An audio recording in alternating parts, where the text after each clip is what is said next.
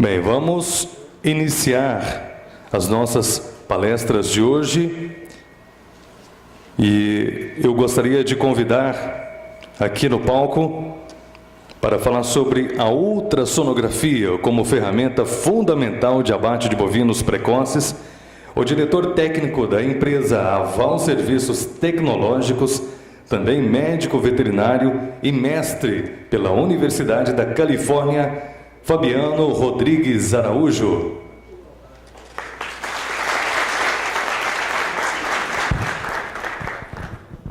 Bom dia a todos. É uma honra estar aqui em Goiânia, um estado que respira a pecuária, né? Respira o agronegócio.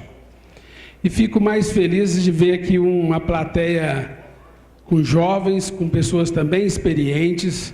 Isso mostra que ainda nós temos ainda uma sucessão, o que a gente não vê em outros países, uma sucessão tão presente, principalmente em eventos.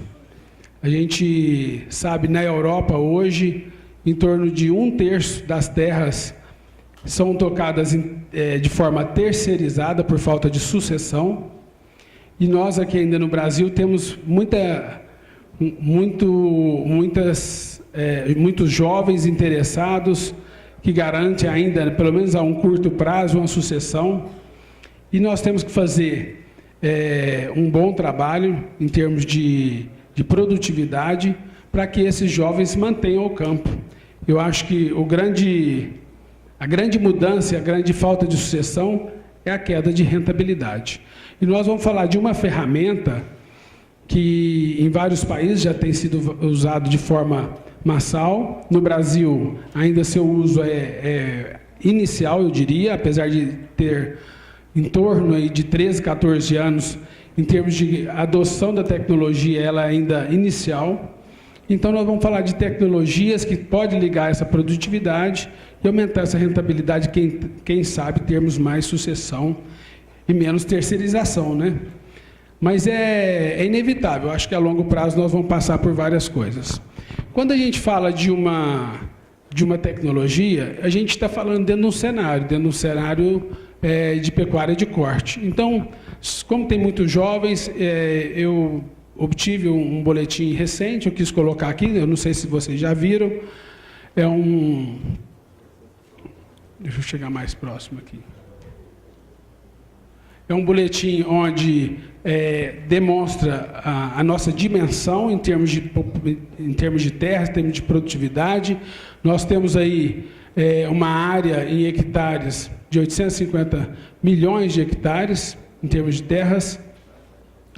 Em termos hoje ligadas à vegetação nativa, produção, propriedades rurais, mas em termos de pastagem, em torno quase de 20% destinado às pastagens, que é a nossa produção de pecuária, e também um impacto à nossa rentabilidade, ao nosso PIB. Então, nós temos o PIB do agronegócio hoje em torno de 21%, do PIB é responsável pelo agronegócio, e os outros setores em torno de 4 trilhões de reais.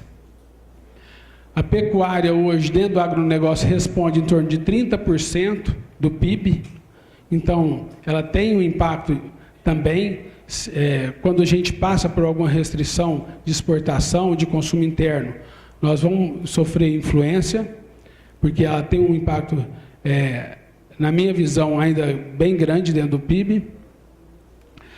E isso a gente pode ver em termos do nosso rebanho estabilizado em torno de 209 milhões de cabeças. Nossos destinos, eles são divididos em carne in natura, industrializada e miúdos. O Fabiano vai poder apresentar isso até em seguida, mas para a gente ter uma noção da nossa produção. E aqui o crescimento do rebanho bovino por região, o que mostra para a gente que um crescimento um pouco na região norte e no nosso centro-oeste. E as demais regiões, elas se mantêm ao longo dos anos com muito baixo crescimento em relação principalmente ao centro-oeste e nordeste. Desculpa.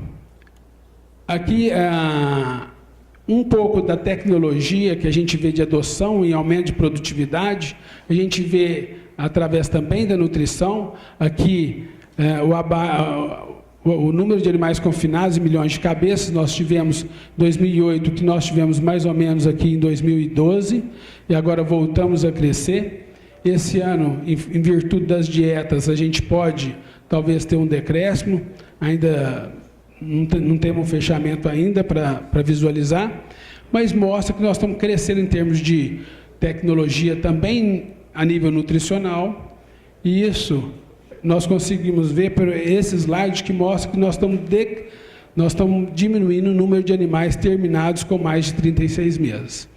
Quando nós estamos diminuindo esses animais com abate mais de 36 meses, nós temos melhorado não só nosso manejo de pasto, nossa nutrição e nossa genética.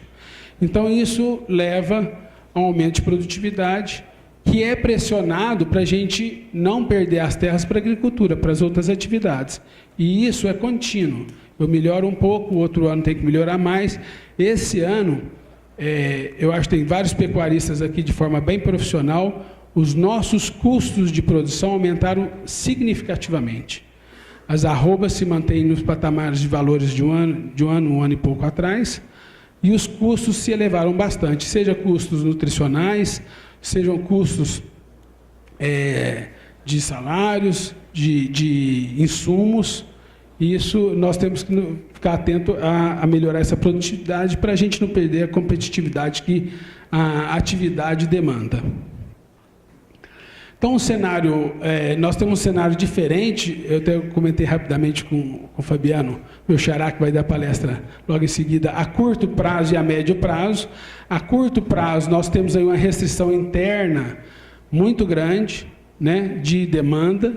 A médio prazo, eu volto a animar, que eu acho que a médio prazo nós temos o restabelecimento da nossa demanda e também abertura de novas praças de exportação, principalmente ligado à barreira sanitária, que a gente precisa ainda aumentar nossa qualidade do nosso trabalho a nível sanitário para a gente ganhar mercado.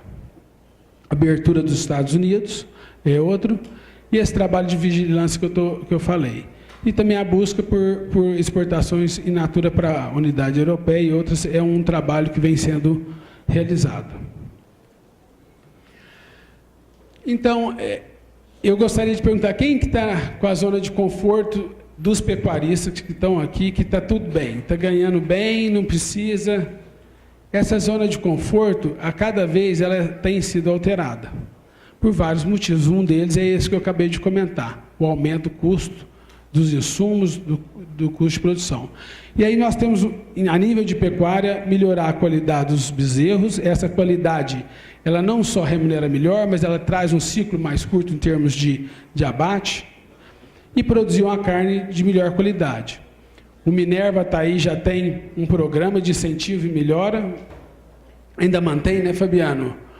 Que é o Arroba Mais Lucrativa, é um programa do Minerva fomentando isto. O JBS tem um programa lançado em 2004 também, que é o programa No Ponto, e isso também estimulando o abate de animais melhor terminação e mais jovens, que atinge um nicho de mercado de maior valor. Eu vou ser objetivo, mas vou passar para frente, que eu ia passar vídeo, mas nossa palestra ela tem que ser mais rápida, porque o Cláudio tinha me pedido para aumentar um pouco e agora me falaram que eu tenho que falar mais rápido. Então, algumas coisas eu vou pular. Né, Cláudio? É sempre assim. Então, nossa composição aqui, eu acho que a carne bovina, em termos de crescimento nos próximos anos, tem uma projeção de 80%. Então, nós temos uma demanda, igual eu falei, a médio prazo, melhor. E aí eu quero perguntar, qual que é a regra do jogo para nós? O que nós vamos ter que jogar, né, para aumentar essa produtividade, para isso? A regra de jogo para nós, ela se traduz em desafios. Nós temos desafio de mercado, que é o critério de qualidade, que tem o programa de variabilidade, confinamento, frigorífico, varejo. E nós temos a questão do cenário, que é outra regra do jogo, é a competitividade das nossas terras, com soja, com milho. Então, nós vamos ter cada vez menor área em menor tempo. Então, essa é a regra do jogo. Hoje, as nossas, se vocês olharem, até no boletim eu estive olhando, o tamanho das áreas por estado, o estado de Minas Gerais hoje, em relação ao estado do Goiás, tem áreas muito menores. Isso acontece por sucessão, né? A sucessão é natural, a divisão do patrimônio, e cada ano que passa, as terras em propriedade, elas tendem a ficar um pouco menores. Então, nós vamos ter que produzir melhor, em menor área, e ser competitivo. E aí, as ferramentas que nós vamos optar para usar, e para melhorar essa produtividade, é o que nós vamos ter que buscar. Então, nós, dentro do nosso trabalho, nós tem vários pontos críticos, né, desde estação de monta e ATF, mas nós trabalhamos basicamente com a ultrassonografia na parte genética e também nós trabalhamos a nível de confinamento. Nós atuamos somente em 2 pontos de maneira mais focada e profissionalizada, a nível dos pontos críticos, que são inúmeros, né? Nós temos nutrição, coleta de dados, precocidade sexual, manejo, são estratégia mesmo sanitária, né? Então, são vários pontos críticos e nós focamos em 2 pontos no nosso trabalho. Dentro do nosso trabalho, os desafios são avaliar o tipo racial, a raça, o tipo biológico do animal que nós vamos trabalhar, sexo, idade, nutrição, consumo, ganhos e acabamento. Essa heterogeneidade se vem dessas características. E isso é o que chega numa planta frigorífica. Animais mais heterogêneos, e aí dentro do trabalho se faz a busca a cada mercado. Então, o que nós queremos realmente é uma carne de qualidade, é o que a gente vislumbra, chegar no mercado somente trabalhando com produtos, não só que garantem a satisfação, mas o aumento do consumo per capita também, né? À medida que o consumidor torna-se satisfeito com aquela marca, com aquela carne, ele passa a consumir mais e buscar ainda mais. Então, tem um trabalho nosso também como produtor e fornecedor de matéria-prima à indústria, para garantir que a indústria possa fazer um trabalho diferenciado e conquistar mais consumidores e melhores mercados. E isso ainda acontece, que é ter, ainda também era um vídeo, mas ter uma carne sem acabamento e que traz prejuízos à indústria, traz prejuízo à nossa cadeia de forma geral. Nós temos que ter essa visão de cadeia, e eu acho que é isso que nós temos que parar de produzir e trabalhar mais em função alinhada ao mercado.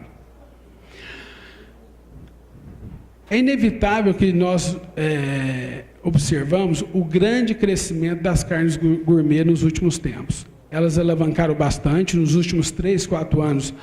Chefe hoje virou uma profissão muito bem remunerada e muito bem reconhecida.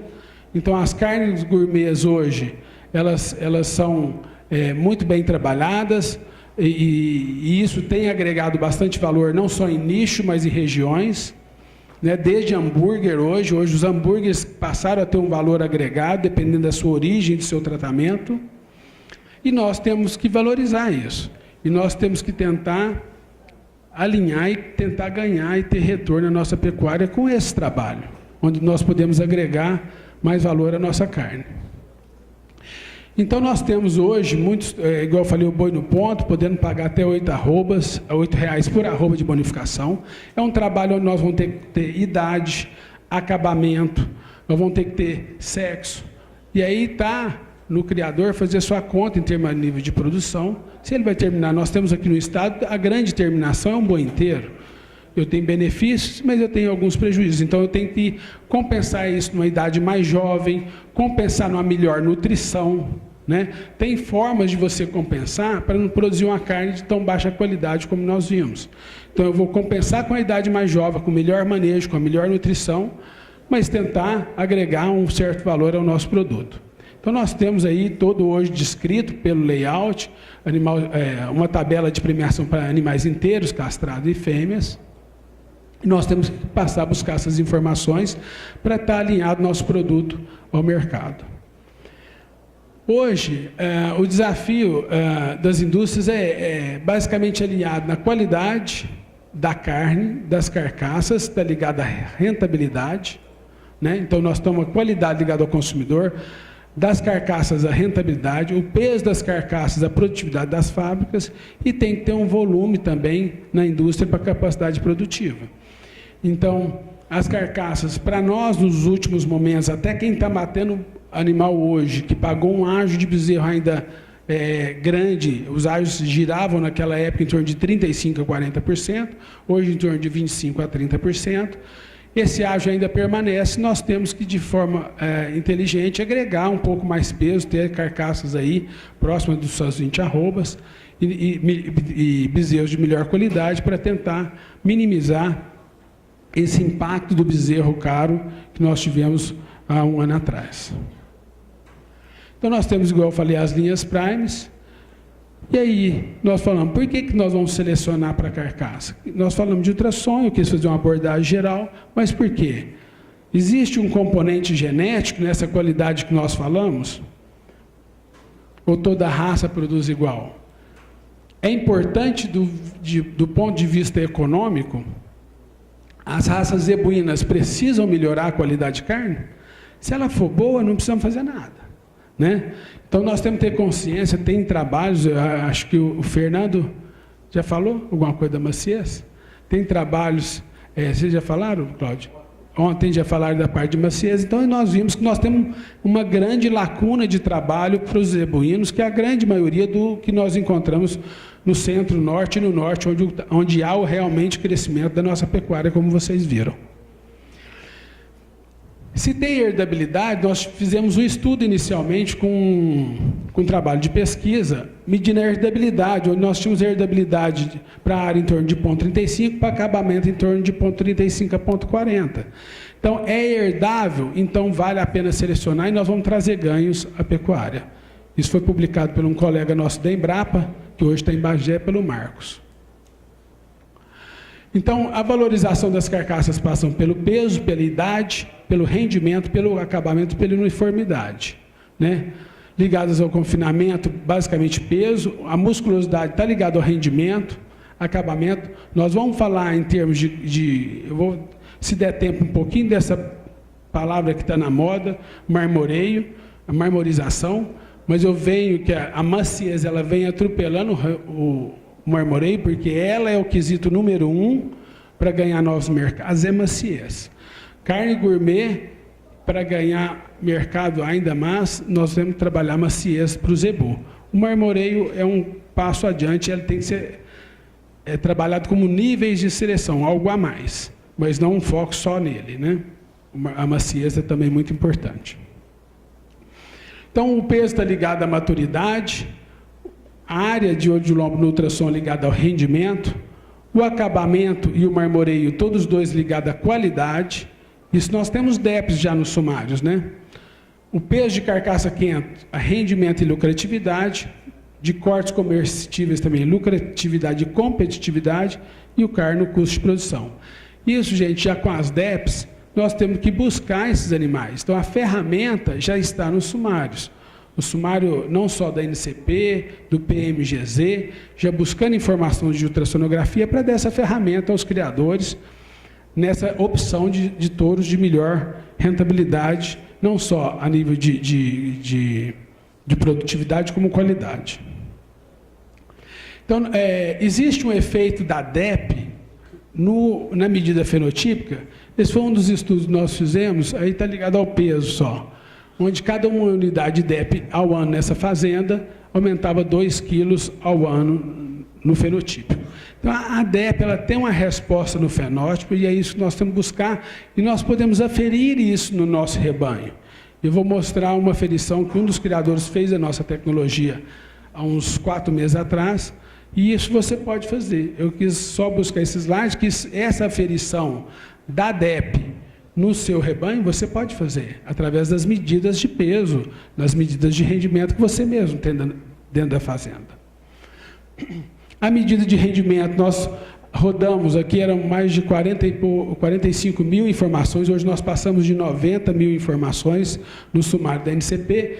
entre a correlação da DEP e da área observada, e mostrava que a cada uma unidade de DEP, nós aumentávamos 4,95 centímetros quadrados de área. Então, nós temos uma resposta fenotípica à informação genética pela DEP.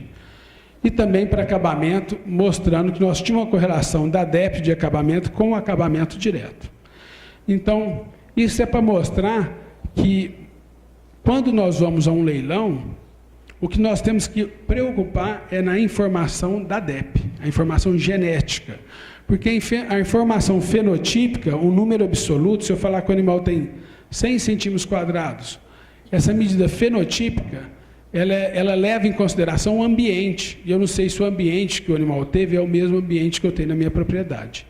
Então, a melhor informação que você possa buscar para não ter erros é a informação da DEP, dos sumários que vocês têm em mão. Então, eu pergunto muitas vezes, a avaliação que você busca, ela vai estar ligada a uma característica que chama acurácia, né? Então, eu tenho a acurácia de animais jovens, e quando você direciona um trabalho para ultrassonografia, alguns criadores falam, eu não comecei, estou muito atrás, mas uma hora que você começa fazendo bem feito, machos e fêmeas, você começa talvez a ter ganho mais rápido de alguns criadores que fizeram só nos machos, que fizeram não adotar a tecnologia de forma focada. Então, eu quis demonstrar nesse quadro que um animal, uma fêmea, por exemplo, ela pare aos, vamos falar normalmente, aos 3 anos, o primeiro filho avaliado, ela está próxima de 4 anos. Com um filho avaliado, a acurácia dela é 18%.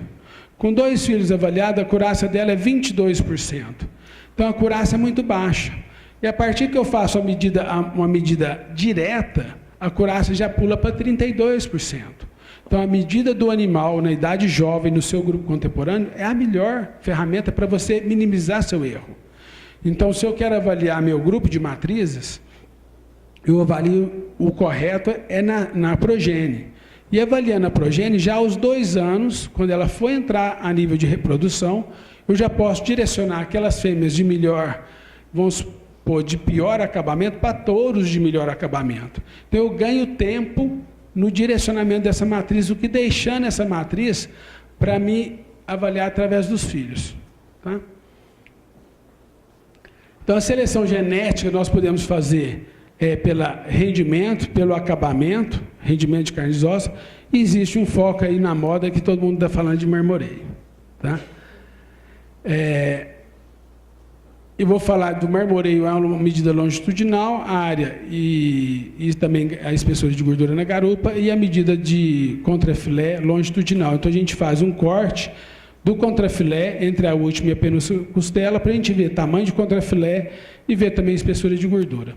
Nesse ponto também, que só com a medida longitudinal, a gente vê o grau de gordura entremeada, intramuscular do contrafilé, que é o marmoreio.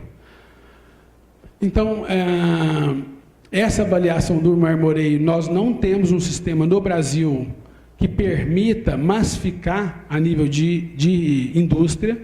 Primeiro que nós temos que resfriar. Então, nós temos várias dificuldades nessa busca do marmoreio, que hoje ainda é moda, e eu vejo ainda hoje no perfil de indústria como nichos, né? E muitas pessoas ainda avaliando de maneira errada. Então, cada uma com a sua classificação, ela enquadra somente na classificação americana. Nós não temos, no nosso sistema de classificação brasileiro, características que permitam a avaliação do marmoreio. E o que eu venho preocupado é que muitas pessoas pegam um lote de matrizes adultas e começam a avaliar o marmoreio. Quando nós avaliamos animais adultos, o marmoreio, ou seja, qualquer outra característica, ela é uma característica adicionada. Então, são seleção em nível, tem que ser boa de fertilidade, bom de peso, bom de pós-desmama, né, Jairinho? Falamos agora mesmo que não adianta desmamar, mas tem pós-desmame.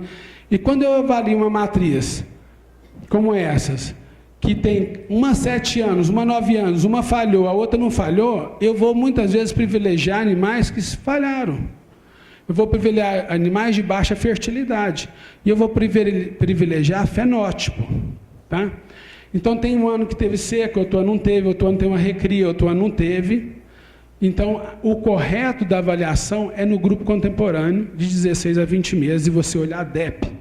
É impossível conseguir uma avaliação criteriosa num grupo de matrizes, onde eu vou olhar o marmoreio e vou esquecer toda a minha cadeia de fertilidade, de precocidade sexual, de ganho de peso e outras características que podem trazer mais impacto no seu rebanho do que o próprio marmoreio. Se eu selecionar uma matriz de marmoreio e uma matriz de baixa fertilidade, e eu reproduzir aquela matriz através de FIV, buscando o marmoreio, vou trazer genes da infertilidade para o meu rebanho. Então, o correto da avaliação genética é por grupo contemporâneo. Então, já estão falando que marmoreio no Nelore ainda é melhor que de Angus. Gente, o Angus tem ruim e tem bom. Não existe Angus tudo bom também. Então, isso é forma de marketing. O correto é você, quando vai classificar um marmoreio, falar da classificação do marmoreio. Quantos por cento deu em cada classificação. Então, quando eu falo, ó, minha vaca é igual ao Angus, pode ser ruim. Então, agora, se eu falo que minha vaca deu 4% de marmoreio, aí já é um direcionamento mais técnico, mais respeitoso, né? Eu acho que isso nós temos que buscar.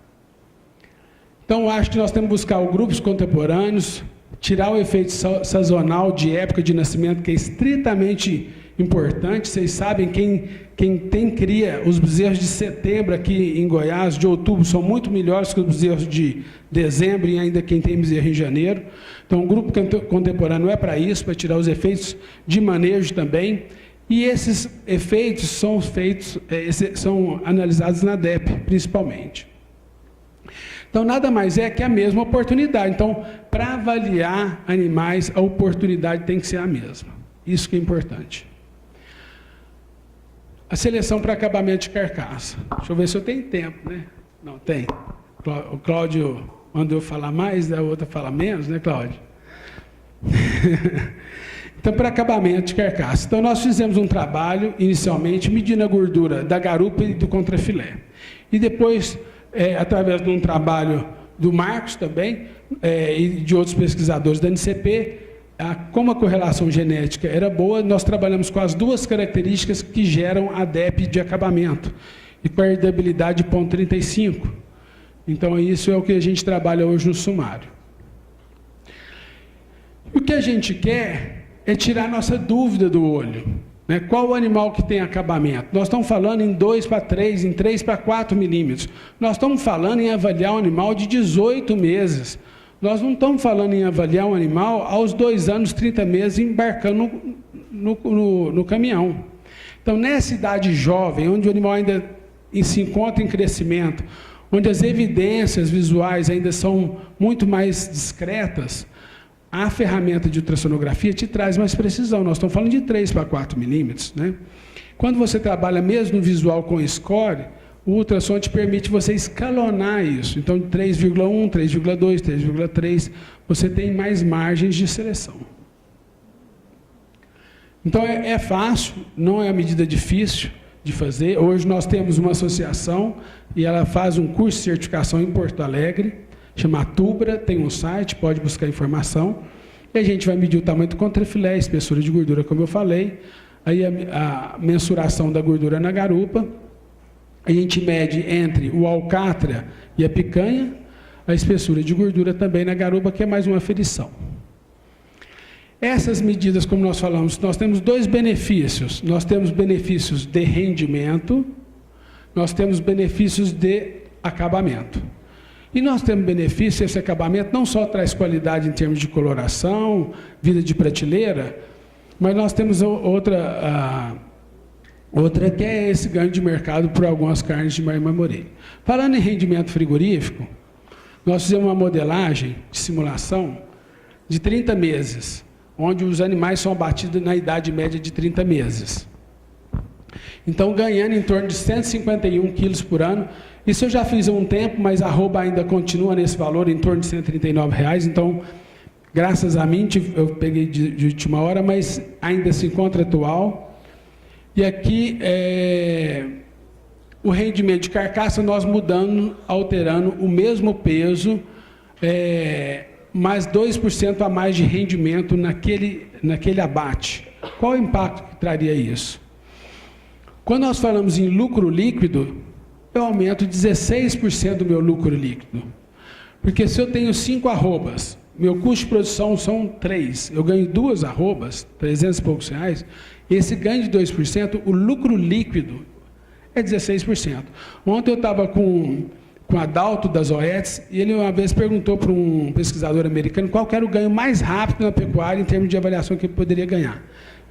O pesquisador falou para ele que era o rendimento, porque o custo de produção você não altera, né? Isso entra como uma margem líquida.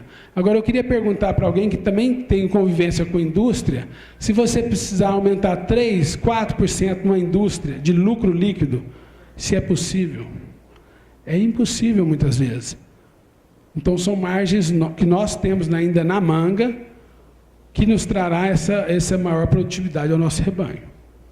Se eu trazer isso para 24 meses, já com ganho médio aí de 520 gramas, mantendo os 2% de diferencial, eu ganho em torno de 12% da minha margem líquida. E também é altamente impactante no meu negócio, né? Você quer 10%, Jairinho, no seu rebanho, no bolso, por ano, líquido? E a gente não pode abrir mão mais disso, né?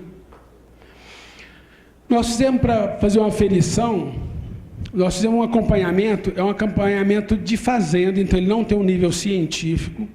Para tirar algumas margens de erro, nós até excluímos alguns animais que estavam com muito ou com pouco rendimento, mas era uma forma da gente avaliar qual a variação de rendimento que eu tenho na minha pecuária. Se eu perguntar para qualquer pecuarista aqui, eles vão me falar que a minha boiada rende 53, rende 54, rende 56. Agora, se eu perguntar qual que é a variabilidade naquele lote que você teve, qual foi o animal de melhor rendimento e o de pior rendimento? Nós fizemos um acompanhamento, o ano passado, 742 animais inteiros, eles pesaram no embarque 589 quilos, tiveram um rendimento médio de 54,5. Eu quero lembrar para vocês que o rendimento de carcaça quente, ele leva em virtude de 3 características: o peso, a área de olho de lombo e também a gordura. Então são 3, não é só a área e não é só o peso. Então o peso também favorece e a área também favorece. Por isso que muitas vezes hoje já se estão buscando índices bioeconômicos, onde você tem um input econômico de cada característica, para você não tirar isso de maneira empírica, que eu vou selecionar só para essa área. Tem animal que vai ter mais peso, mas a área não é tão grande, mas o benefício dele, através do peso, também é importante. Então, esse balanceamento é através dos índices bioeconômicos, que estaria no meu 3º módulo, mas vai ficar para uma próxima vinda, que eu coloquei aqui. Então, o peso da carcaça quente, nós temos mais ou menos isso. Esses animais, nós tivemos uma influência do peso de embarque ao peso de carcaça quente. Quanto mais pesado, teve um peso de carcaça quente maior. Nós tivemos 6 embarques, aí é peso de cada embarque, e eu plotei aqui dos Nelores, dos cruzamentos separados, tiveram similares rendimentos. E aqui eu plotei de todos os embarques, qual que era o desvio do peso. Nós tivemos uma média de 589, mas com desvio padrão de 34 quilos, 742 animais.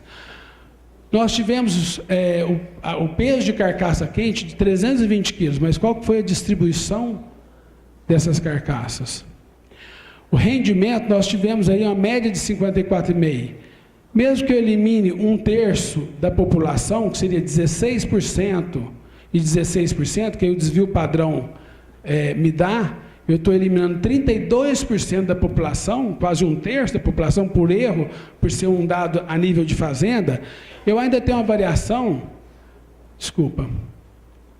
eu ainda tenho uma variação de 3,7 vezes 2, 7,4% de rendimento de carcaça quente. Então, o 7% do meu boi que rendeu mais para o meu boi que rendeu menos, é um impacto muito grande. Quer dizer, isso me mostra que eu posso selecionar, que eu tenho variabilidade. Se eu tenho variabilidade, eu posso melhorar a escolha do meu reprodutor. E aí eu plotei todo o embarque separado. E aí nós plotamos por embarque o peso e a variação. Plotamos por embarque o peso da carcaça quente e plotamos o rendimento por embarque. Nós tivemos um abate, que foi um abate de melhor rendimento, 55,8, onde a variação em torno da média era maior. Né? Então, isso mostra que eu posso buscar animais de melhor rendimento de carcaça. E aí nós falamos, qual seria o impacto disso? E aí, na época, eu conversei com um colega pesquisador, o Sainz, que esteve aqui o ano passado com vocês. Nós fizemos mais ou menos o que se faz uma análise como o CAR, fizemos uma análise de resíduo. Porque o CAR é o consumo em relação ao ganho. Então, você estabiliza o ganho e vê quem comeu a mais ou a menos. E nós fizemos isso para o peso de carcaça quente. E aí nós vimos, para o mesmo peso de carcaça quente, nós tivemos rendimentos diferentes. E aí, nós tivemos aqui o peso de carcaça quente, animais com o mesmo peso deram, vamos falar em desvio padrão que eu eliminei, alguns deram 18 quilos a menos ou a mais do que nós tivemos de carcaça quente. E colocando em dinheiro, no dia, a gente teria animais que dariam quase R$350 a mais que o outro, só ligado ao rendimento. Isso eliminando 1/3 da população, 32%, seria 16% inferior e inferior. Então, nós temos uma variabilidade muito grande, ligada a rendimento, e isso está nas nossas mãos, não está na mão da indústria, está na nossa mão, porque, como nós vimos, está ligado ao peso e à área de olho de lombo e à terminação. Esse eu já passei. E eu acho que isso você tem, muitas vezes, no sumário. Eu fazendo meu marketing aqui, né, Jairinho? Mas aqui é um touro que foi avaliado já o avô, o pai, ele, é um touro que, eu estou brincando, é um touro que tem, hoje é em lista, mas tem consistência em termos de rendimento. Né? E isso que eu acho que a gente tem que buscar. Eu acho que o sucesso da consistência das informações, disso, a chave do sucesso é ter consistência da informação. Então, um sistema de dados eficiente, a qualidade na coleta e processamento, um contínuo aperfeiçoamento e a gente antecipar um pouco essa visão do consumidor. Né? Eu acho que isso é muito importante. E isso tudo se traduz numa coisa, ter disciplina. Porque muitas vezes nós, que gostamos de genética, a gente já vê o bezerro nascido e fala, esse boi vai dar bom. Eu tenho um touro que eu brinquei que nasceu agora, mas ele só vai me convencer daqui 18 meses, quando eu avaliar sua progênie. Então, essa disciplina nós temos que ter, né? E isso é muito, muito importante. Eu acho que todos os dados, eles têm que ser usados para essa tomada de decisão nossa. Nós temos que usar mais a informação, seja a informação do frigorífico, do romaneio do frigorífico, seja a nossa informação de pesagem a nível de fazenda, para ajudar na nossa gestão. Você não precisa ser o selecionador, mas você tem um trabalho de recria e engorda, busca a origem dos seus melhores fornecedores de bezerros, busca diferenciar e avaliar qual bezerro que você está comprando, que está buscando e te dando mais retorno. Isso é importante. Isso não só vai fazer você valorizar aquele fornecedor de genética, mas encurtar nossa cadeia, valorizar nossa atividade e garantir nossa sucessão. Então, a utilização da DEP, eu reforço que a medida fenotípica que a gente vê muitas vezes, esse animal deu 120 centímetros quadrados de área, impacta assim aos nossos ouvidos, mas a informação da DEP é o mais correto, porque ela ajusta para os grupos contemporâneos, os cálculos levam em correlação outras correlações genéticas, né? E pega a performance de pais, de pais e outros, ajusta para sexo e te traz uma informação mais coesa, mais confiável. E aí nós temos de maneira simples os sumários que te traz o percentil.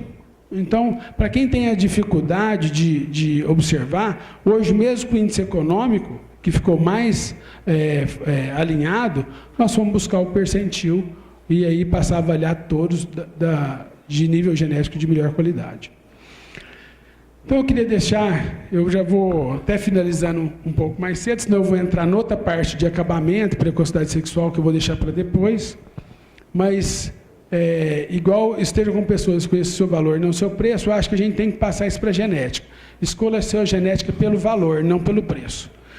Por que eu falo isso? Porque eu vejo que tem muita gente que vai lá, eu quero uma dose de sêmen a R$10. Tem que ser R$10. R$10 eu compro a dose de sêmen.